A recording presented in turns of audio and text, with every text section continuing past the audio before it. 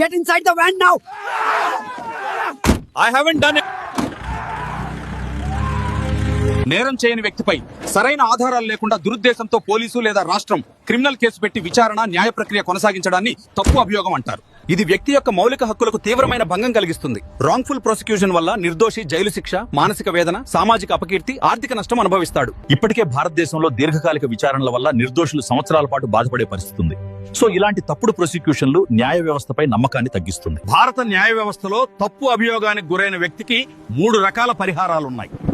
Court ప్రభుత్వం నుంచి పరిహారం ఇవ్వమని ఆదేశించవచ్చు. మొదటిది పబ్లిక్ లా పరిహారం. మౌలిక హక్కుల ఉల్లంఘనగా పరిగణించి పబ్లిక్ లా పరిహారం ఇస్తారు. రెండవది ప్రైవేట్ లా రెమెడీ. ప్రభుత్వ ఉద్యోగుల నిర్లక్ష్యం లేదా దుర్వినియోగం వల్ల నష్టం జరిగితే రాష్ట్రంపై సివిల్ కేసు వేసి ఆర్థిక నష్టపరిహారం కోరవచ్చు. మూడవది క్రిమినల్ లా పరిహారం. తప్పు చేసిన పోలీసు లేదా అధికారిపై క్రిమినల్ చర్యలు తీసుకోవచ్చు. బాధ్యులపై శిక్ష విధించవచ్చు.